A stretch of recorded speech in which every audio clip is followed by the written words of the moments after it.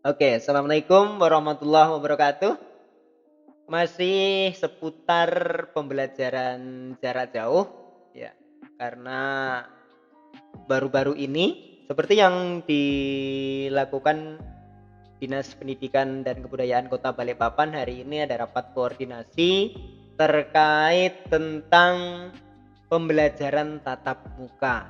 Nah, ini kan yang lagi hangat-hangatnya, kemudian lagi menjadi isu yang banyak dibahas di mana-mana, menjadi isu menarik karena memang sebelum pandemik ini kita terbiasa dengan pembelajaran tatap muka, sehingga ketika kemudian pembukaan pembelajaran tatap muka itu diwacanakan kembali, apakah memang nanti pembelajaran tatap muka itu akan mengarah seperti sebelum pandemik atau beda kan gitu sebenarnya.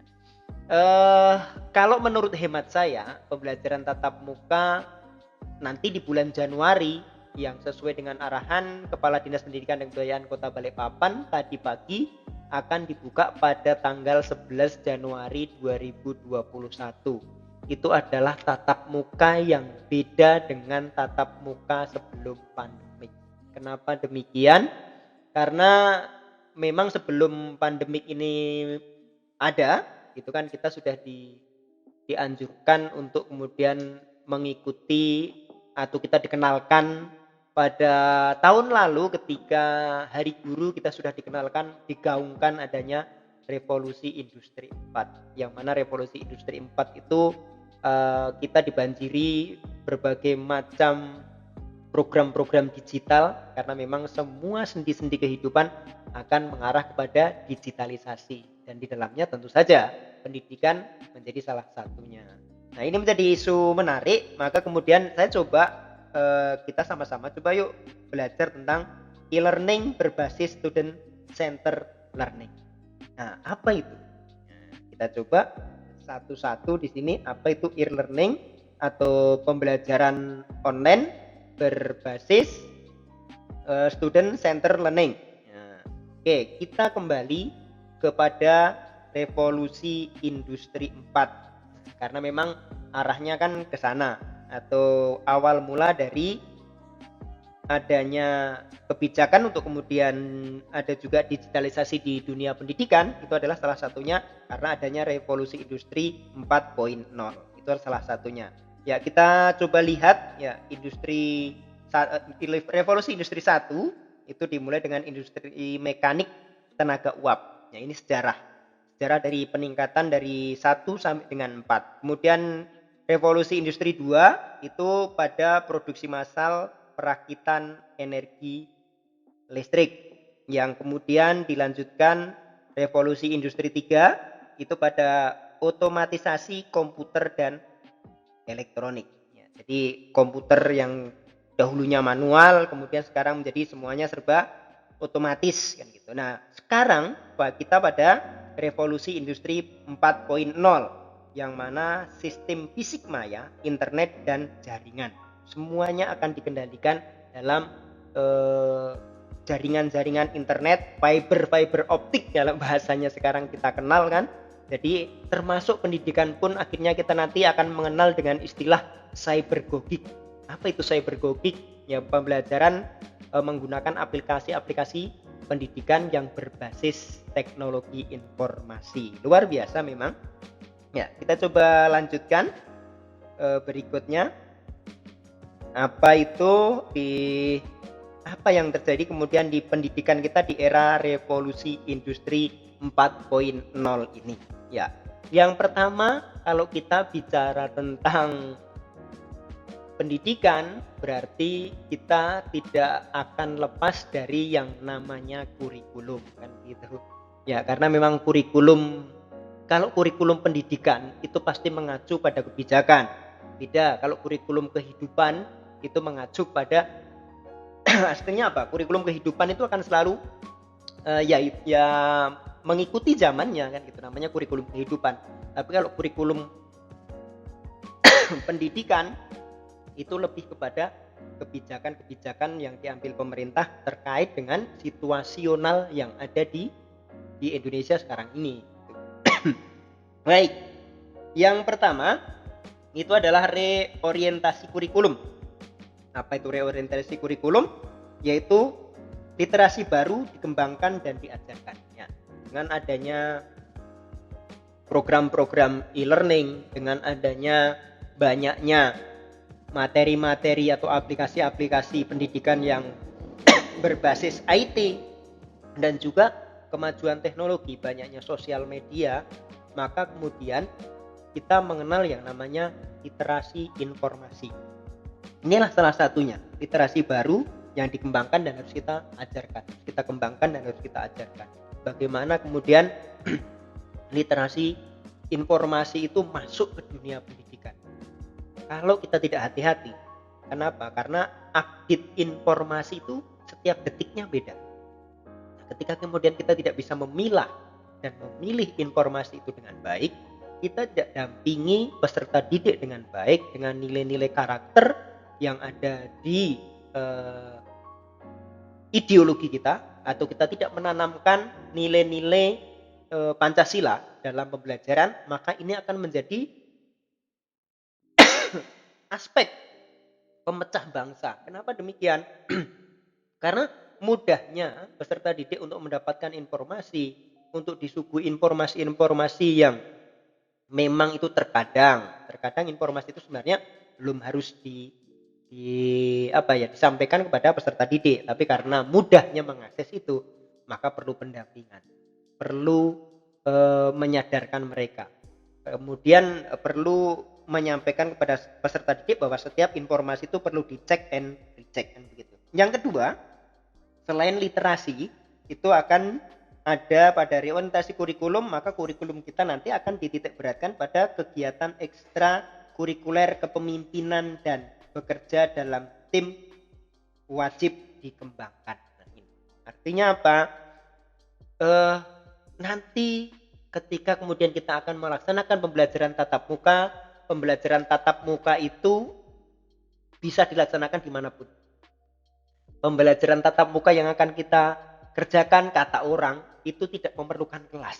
Kelasnya bisa di tempat parkir, bisa di sawah, bisa di tempat tidur, bisa dimanapun. Ya, walaupun bahasanya tetap muka. Karena kemudian nanti kita akan ada kelas daring, ada kelas luringnya. Nah, bagaimana kemudian kita mengkondisikan ini untuk tetap berjalan? Nah, nilai-nilai kepemimpinan tetap kita harus jaga. Kenapa? Karena memang tatap muka ini dibuka oleh kementerian karena aspek salah satunya adalah pengembangan minat dan bakat siswa, untuk mengatasi pengembangan minat dan bakat siswa atau ekstrakurikuler. Maka kemudian nilai-nilai Pancasila pun bisa kita kembangkan dari program ekstrakurikuler dulu, walaupun nanti di bulan Januari ekstrakurikuler belum bisa dilaksanakan. Nah, akhirnya apa? Nanti kita akan kepada pembelajaran yang disebut blended learning, ya, blended learning. Blended learning itu apa? Pembelajaran terpadu, pembelajaran antara daring sama luring. Nah, ini yang perlu kita kembangkan. Dan ketika kita tidak mengembangkan ini, ketika kita merasa ini bukan sesuatu yang harus kita jalankan karena sudah tetap muka seperti sebelum pandemi aja deh, tidak bisa. Karena memang kita kemudian harus berpikir smart class, atau yang lebih ceria smart school, itulah. Kita harus ciptakan itu, bagaimana kita bisa mengadopsi dua pembelajaran dalam waktu yang sama. Maka kemudian kita mengambil pembelajaran terpadu atau yang kita sebut dengan blended learning. Oke, setelah blended learning, apa yang harus kita lakukan? Ya, kita kembali coba mengupas tentang literasi baru yang kita hadapi di era revolusi industri 4.0 tadi.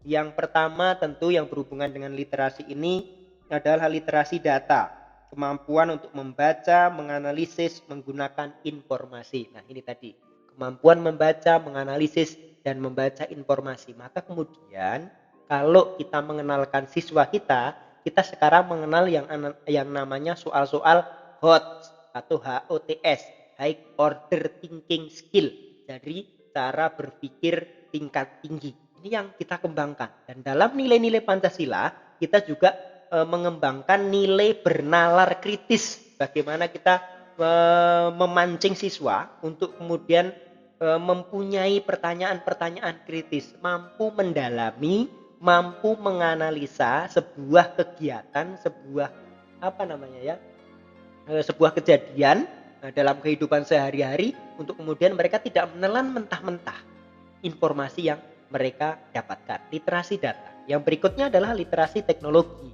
Ya, bagaimana kemudian siswa cara mesin, aplikasi teknologi. Nah, gini, aplikasi-aplikasi pendidikan nanti akan banyak digunakan.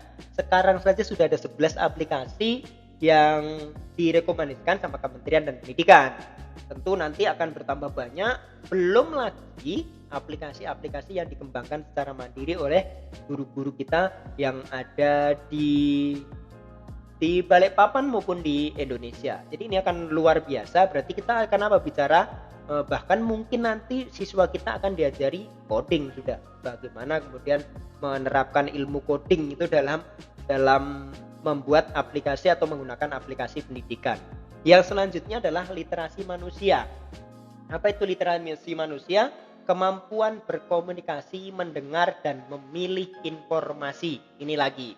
Ya, kenapa demikian? Ketika kita membiasakan peserta didik untuk bernalar kritis dengan menyuguhkan informasi-informasi dan memancing mereka untuk membaca, kemudian menganalisa dan menggunakan informasi tersebut dalam berkomunikasi, bersosialisasi dengan yang lainnya, maka yang kita dapatkan adalah kita harus menyiapkan juga kemampuan peserta didik kita dalam berkomunikasi, baik untuk mendengarkan. Kenapa? Karena ketika sudah mendengarkan, maka kemudian informasi yang dia terima pasti dianalisa. Kemampuan menganalisa inilah yang kemudian harus kita tingkatkan. Setelah dia bisa menganalisa, maka kemudian dia akan terbiasa untuk memilih informasi.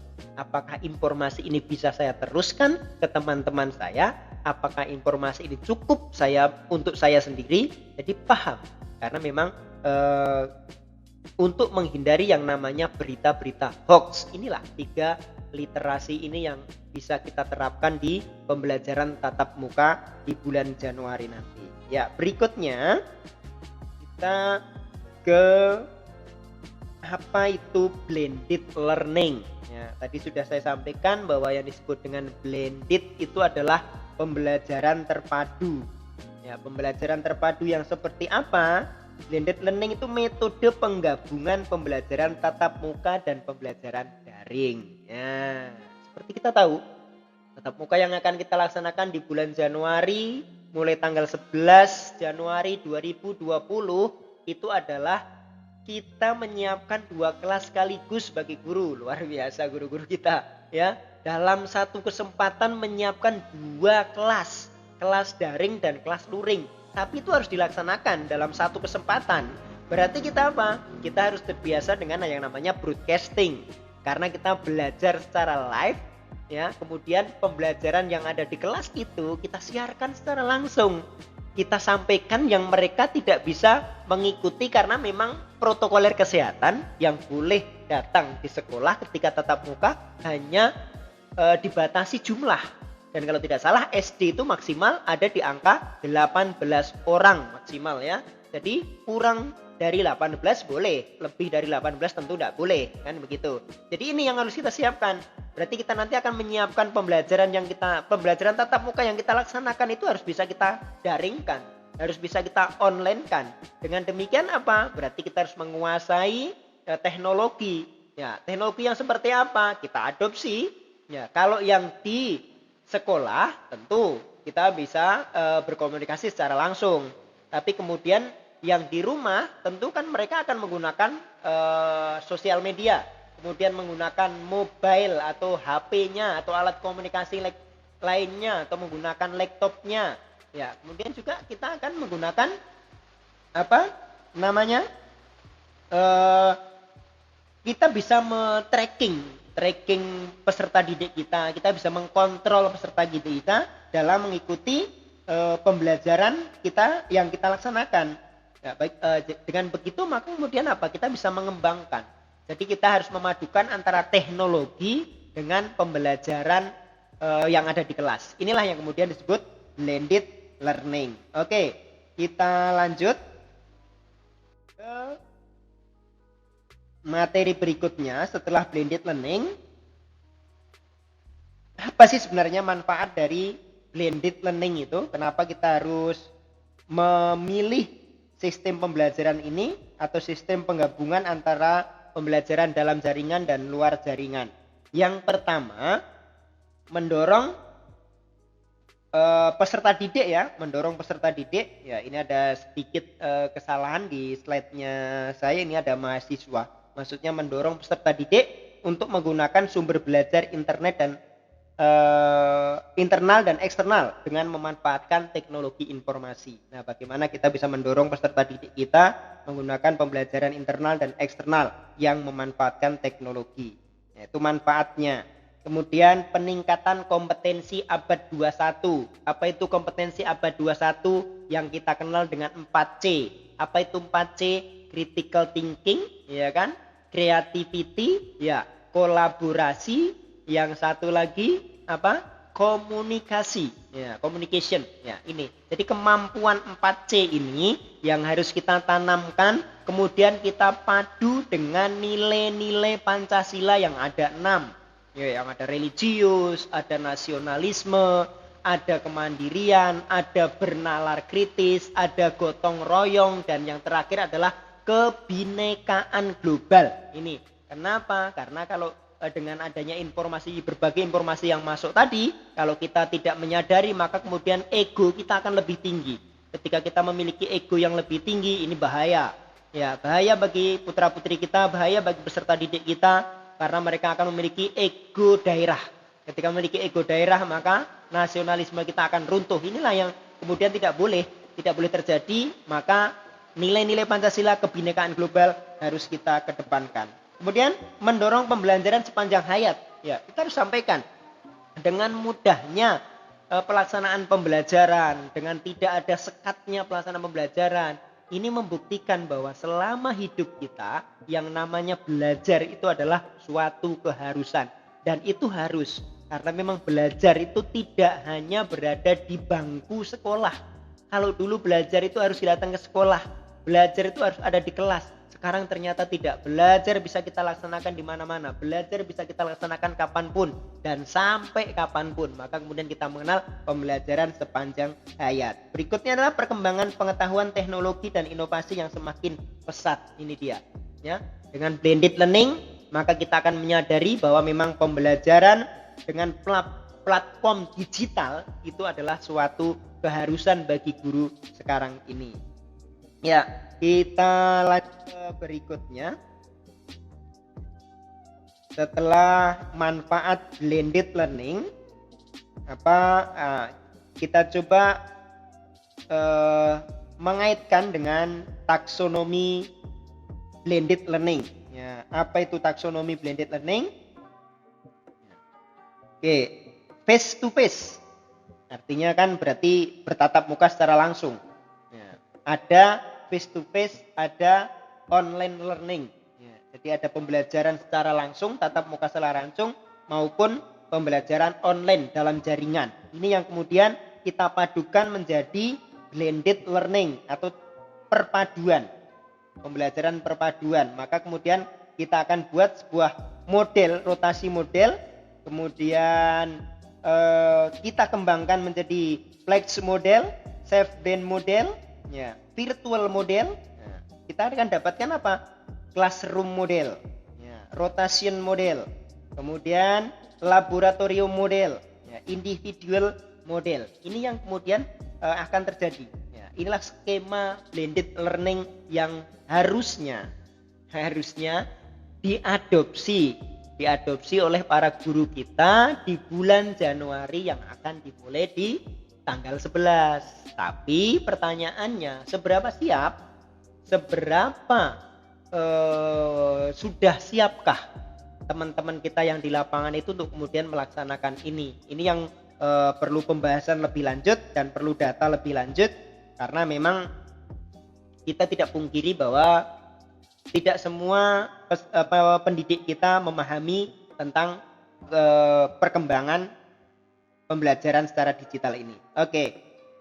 Selanjutnya, setelah taksonomi blended learning, kita coba lebih ke e-learningnya, ya, e-learning atau elektronik, ya, pendidikan secara online, ya, proses pembelajaran elektronik dengan memanfaatkan teknologi informasi dan komunikasi (TIK) yang merupakan hasil integrasi sistematis atas komponen-komponen pembelajaran dengan memperhatikan mutu sumber belajar, berciri khas adanya interaksi pembelajaran lintas waktu dan ruang. Itu menurut Kusuma Wardani SS ya 2015 dalam bukunya. Ya. Jadi itu harus memperhatikan apa? Mutu.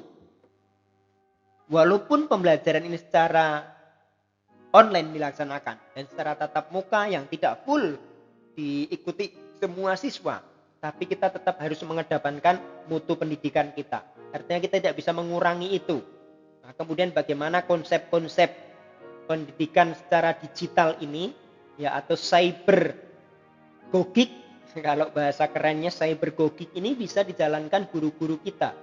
Kenapa? Karena yang bisa meningkatkan mutu pendidikan kita ya Bapak Ibu guru. Maka ketika kemudian kita akan meningkatkan mutu pendidikan, yang perlu kita tingkatkan pertama kali tentu kualifikasinya Bapak Ibu guru. Kualifikasi tentang apa? Ya digital, kemampuan digital, aplikasi pendidikan. Ini yang sebenarnya kemudian harus ditingkatkan, dikembangkan. Tidak cukup dengan kita meneriakkan, ayo, ayo, ayo, tidak cukup. Tapi bagaimana kemudian kita membuatkan sebuah tempat, mewadahi guru-guru kita, memberikan fasilitas, mencarikan sumber-sumber yang kompeten untuk kemudian bisa meningkatkan kualifikasi guru terhadap peningkatan mutu pendidikan kita. Sumber belajar, ya. Karena dengan adanya e-learning ini, maka sumber belajar itu bisa kita dapatkan dari manapun. Saat ini kalau hanya sekedar pembelajaran itu menyampaikan materi, kemudian dikasih tugas, kemudian dijawab, enggak perlu guru. Kenapa? Karena Google, Yahoo itu lebih canggih daripada guru. Ya, kan gitu. Tapi bukan itu. Kenapa? Karena tadi ya, ada tiga literasi tadi. Salah satunya adalah literasi data, literasi informasi. Ini yang harus kita sampaikan ke peserta didik kita, harus kita kawal di tataran peserta didik kita. Karena sumber belajar yang berbagai macam ini tadi akan mengakibatkan nilai-nilai leluhur kita, nilai-nilai karakter kita akan hilang jika kita tidak kawal dari sekarang. Ya, berikutnya tentu ciri khas adanya interaksi pembelajaran lintas waktu, ya, pembelajaran sepanjang hayat, lintas ruang. Maka sekarang guru itu sebenarnya tidak begitu sentral. Jadi guru itu bukan salah satunya sumber belajar. Saat ini guru itu hanya sebagai fasilitator. Bagaimana kemudian nanti peserta didik itu bisa memilih cara belajarnya sendiri, bisa memilih tempat belajarnya sendiri, bisa memilih waktunya belajar sendiri. Ini yang harus kita akomodir. Karena memang ini zamannya mereka. Ya, kurikulum pendidikan kita, kurikulum kehidupan kita sebenarnya yang lebih pas ya, mengatakan bahwa didiklah anakmu sesuai dengan zamannya. Ya, beda kalau kita kemudian bicara kurikulum pendidikan, karena tadi saya sampaikan bahwa kurikulum pendidikan itu tentu mengikuti kebijakan pemerintah dan itu situasional sesuai dengan visi misi pemerintah yang memerintah sekarang. Tapi kalau kurikulum kehidupan itu fluktuatif terus akan berubah. Namanya kurikulum kehidupan. Maka kemudian didiklah anakmu sesuai dengan zamannya, gitu kan? Karena itu adalah kurikulum pendidikan. Ya, prinsip-prinsip pembelajar e-learning itu yang pertama adalah learning is open. Belajar adalah terbuka. Terbuka, keterbukaan, adanya komunikasi, maka kemudian di sini kita perlu meningkatkan kemampuan anak-anak dalam bernalar kritis tadi, bernalar kritis sehingga mereka mempunyai pertanyaan, dari pertanyaan itu kemudian mereka bisa menganalisa informasi dan sebagainya. Yang kedua adalah learning is social atau belajar adalah sosial. Ya, dengan belajar maka kemudian mereka akan bersosialisasi. Dengan bersosialisasi maka kemudian mereka akan mengenal yang namanya keberagaman. Dengan keberagaman maka kita perlu menerapkan karakter yang ada di Pancasila kita. Apa itu? Kebinekaan global. Ya, maka kemudian nanti setelah semua karakter itu muncul, kita akan menciptakan yang namanya profil pelajar Pancasila. Yang gitu. Baik, berikutnya adalah learning is personal. Belajar adalah personal. Dengan Artinya apa? Kita memberikan keleluasaan kepada peserta didik untuk memilih tempat, memilih waktu, memilih cara, memilih model pembelajaran yang memang sesuai dengan yang mereka inginkan. Nah, itu kita sebagai guru harus memfasilitasi semua itu. Tugas berat, tugas luar biasa. Tapi inilah guru Indonesia. Inilah yang harus kita siapkan karena generasi kita memang adalah generasi bukan milenial lagi, tapi generasi kita adalah generasi zilenial katanya. Ya, di atasnya milenial itu karena zilenial. Jadi kita pada generasi yang sudah luar biasa digitalnya. Ya, kemampuan yang keempat atau belajar yang keempat, prinsip pembelajaran e-learning yang keempat adalah learning is augmented. Nah, belajar adalah terbantukan. Nah, bagaimana kita bisa membantu peserta didik kita dalam kondisi apapun, dalam keadaan apapun untuk kemudian bisa melaksanakan pembelajaran. Mau malam, mau siang, mau di rumah, mau di jalan, mau dimanapun, mereka tetap bisa kita akomodir untuk pembelajarannya. Yang kelima, prinsip pembelajaran e-learning adalah multi presented ya. Ya, multi represented. Ya, belajar adalah multi prestasi atau multi perspektif ya. Ini mempunyai perspektif yang banyak gitu, tidak hanya satu saja, tidak hanya satu perspektif saja gitu. Jadi harus banyak perspektif tentang pendidikan. Ini yang harus kita kembangkan kepada peserta didik kita. Ini yang menimbulkan rasa kemandirian peserta didik kita di sini. Bagaimana kemudian kita bisa mengajarkan karakter kemandirian itu kepada peserta didik kita ada di poin yang kelima ini. Yang keenam adalah learning is mobile. Belajar adalah bergerak. Belajar itu situasional. Mau dimanapun tadi, mau dalam keadaan bagaimanapun kita harus mobile. Kenapa? Guru itu sekarang ngajar tidak harus dengan pegang papan tulis, kemudian kita pegang spidol, kita tuliskan sesuatu di spidol. Tidak seperti itu. Dimanapun guru sekarang bisa belajar, mengajar. Begitu juga dengan peserta didik. Dimanapun mereka bisa belajar, kapanpun mereka tetap bisa belajar. Oke, kita lanjut berikutnya. Ya, setelah prinsip pembelajaran e-learning, kita akan lihat tabel tentang fokus kegiatan kita di pembelajaran. Ini saya mencoba untuk kemudian menggambarkan apa yang sebenarnya harus kita lakukan di bulan Januari ketika pembelajaran tatap muka dilaksanakan di sekolah-sekolah kita. Fokus kegiatan, ya, bentuk pembelajarannya adalah tatap muka. Metode pembelajarannya studi kasus, diskusi kelompok, ya. Penugasannya problem solving, ya. Ada masalah, bagaimana kemudian memecahkan masalah itu. Ya, bentuk pembelajarannya praktikum dan praktek, ya. Metode pembelajarannya berbasis proyek tentu. Ya, penugasannya membuat proyek tertentu. Ini ada alurnya. Fokus kegiatan kita itu tertata. Yang ketiga, praktek lapangan. Ya, apa yang dilaksanakan ketika kita model metode pembelajaran seperti apa ketika kita mengajak praktek lapangan itu? Pembelajaran berbasis masalah. Pembelajaran kolaboratif, ya, kolaborasi seperti pembelajaran online kemarin, pembelajaran daring, pembelajaran jarak jauh, bahasanya itu kita berkolaborasi antara guru, orang tua, dan siswa. Ini yang harus kita kembangkan. Kemudian diskusi kelompok. Penugasannya dalam bentuk apa? Membuat portofolio. Ya, kemudian penyelesaian masalah. Ya, oke, kita lanjut. Setelah fokus kegiatan pada pembelajaran. Apa yang bisa kita lihat selanjutnya? Ya, apa itu e-learning berbasis student center learning? Ya, ialah pembelajaran yang berpusat pada siswa. Nih, jadi guru bukan satu-satunya sumber belajar sekarang bagi siswa. Karena kalau hanya untuk mencari sebuah jawaban, siswa kita lebih cepat untuk mencari jawaban itu.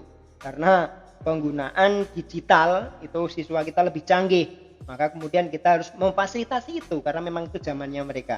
Itu berarti apa? Seorang siswa harus lebih aktif dalam kegiatan pembelajaran. Dan guru dengan media daring bertugas sebagai fasilitator dalam kegiatan pembelajaran. Ingat, guru hanya sebagai fasilitator. Inilah nanti yang akan terjadi di pembelajaran tatap muka kita.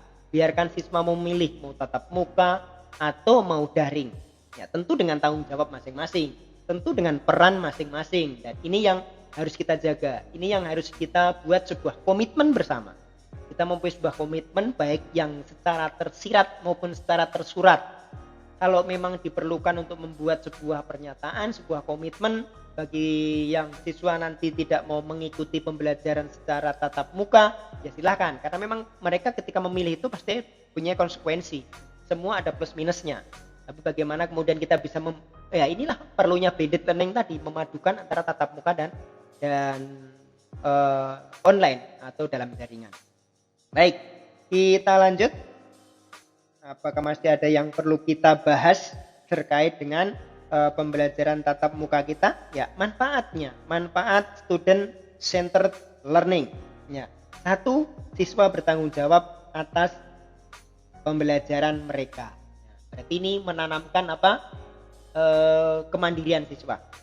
Kemudian siswa memecahkan masalah yang ada di dunia nyata. Kembali, ya, kemampuan bernalar kritisnya siswa. Ya, kita coba melalui kegiatan-kegiatan yang seperti ini. Siswa maju dengan menunjukkan penguasaan tujuan pembelajaran diartikulasikan dengan jelas. Masih tetap proses bernalar kritis. Bagaimana kita membuat siswa kita tidak boleh lagi kalau ada siswa yang cerewet katanya. Karena banyak tanya, tapi bagaimana kemudian kita membuat pertanyaan siswa tersebut bisa pada tema atau pada masalah yang memang kita bahas pada waktu itu. Yang berikutnya, pembelajaran membangun hubungan baik antara siswa antara guru dan siswa dan guru gitu ya. Pembelajaran membangun hubungan baik antara siswa dan guru. Nih, ya kita harus komunikasi, kolaborasi harus kita jalankan dengan baik sehingga pembelajaran itu bisa berjalan sesuai dengan kompetensi yang kita inginkan. Yang berikutnya, siswa didukung dalam memenuhi kebutuhan fisik, psikologis dan keselamatan yang mendasar. Psikologi pendidikan tetap harus kita kedepankan. Ya, jangan sampai pembelajaran ini justru membuat pembulian, kan nggak boleh. Jangan sampai dengan pembelajaran ini siswa kita justru terkerdilkan, baik cara berpikirnya. Ini yang menarik, baik cara berpikirnya maupun cara mereka menghadapi masalah. Jangan sampai ini membuat mereka jadi kerdil. Ya, jadi harus kita antisipasi dengan baik. Itulah manfaatnya student centered learning atau siswa itu sebagai pusat belajar. Siswalah yang kemudian sekarang memegang peranan dalam pembelajaran itu. Karena guru hanya sebagai fasilitator tadi. Berikutnya adalah siswa sepenuhnya dianut untuk siapa mereka dalam konteks komunitas dan budaya mereka dan merasa bahwa mereka memiliki ini. Bahwa dengan adanya proses pembelajaran student centered learning ini, siswa merasa dimanusiakan. Siswa merasa diwadahi. Siswa merasa diberi kesempatan untuk berkembang, kesempatan untuk mengembangkan minat dan bakatnya, dan kesempatan untuk kemudian berekspresi sesuai dengan zamannya. Itu ada di poin ke-6. Poin ke-7, fleksibel kapan dan di mana mereka belajar di sekolah serta di tempat-tempat di luar sekolah. Jadi manfaat student centered learning itu tadi tentang waktunya yang fleksibel, tentang tempatnya yang fleksibel atau kapanpun dan dimanapun. Baik, kita lanjutkan. Setelah manfaat SCL atau student centered learning, apa yang kita dapat di berikutnya? Sebuah skema atau prinsip student centered learning. Ya, yang pertama kalau kita lihat bagan, kita pada tanggung jawab. Kita bisa mengembangkan karakter tanggung jawab peserta didik. Peran serta. Jadi keikutsertaan peserta didik, keaktifan peserta didik, kemudian keadilan antara yang mengikuti daring dengan yang mengikuti tatap muka itu proporsional.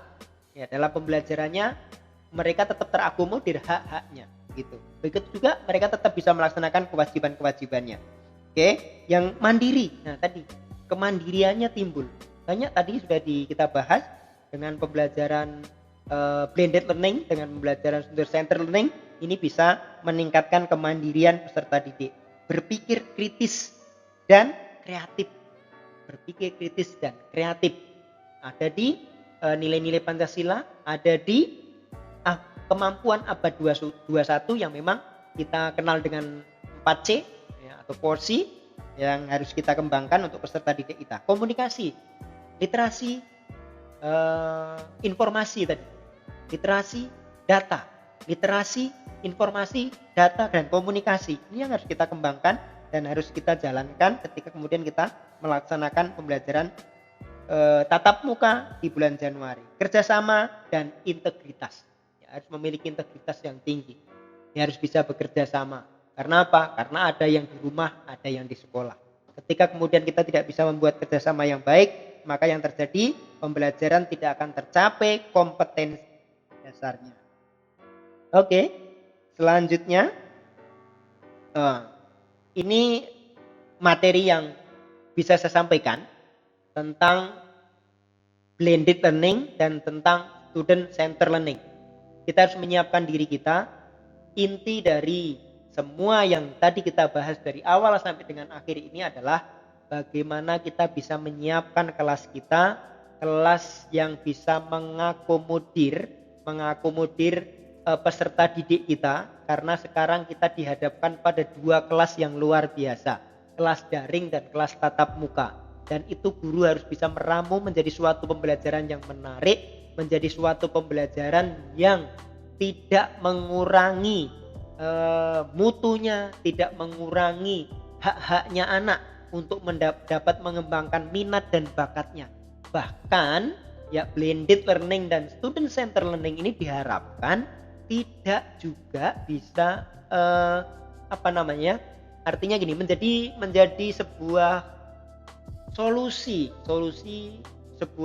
di mana kemudian kalau PJJ ini kita laksanakan secara terus-menerus, akan ada banyak siswa kita yang putus sekolah.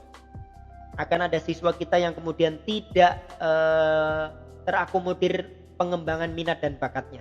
Nah, ini kan yang harus kita jaga. Tapi tetap semua program kita itu harus mengedepankan keselamatan dan kesehatan. Karena memang pandemik ini sampai sekarang belum ditemukan cara yang tepat untuk kemudian kita bisa terhindar dari virus corona ini. Ini yang menjadi sebuah tantangan di mana kemudian guru diharapkan terus mau meningkatkan kualifikasinya untuk menyiapkan model dan metode pembelajaran yang pas dalam pelaksanaan tatap muka di bulan Januari 2021 yang akan dimulai pada 11 Januari 2021. Terima kasih. Mudah-mudahan ini bisa menjadi sedikit gambaran, membuka gambaran kita semua terkait dengan persiapan kita dalam menghadapi pembelajaran tatap muka. Smart school, smart class, kemudian blended learning, student center learning. Ya, guru hanya sebagai fasilitator.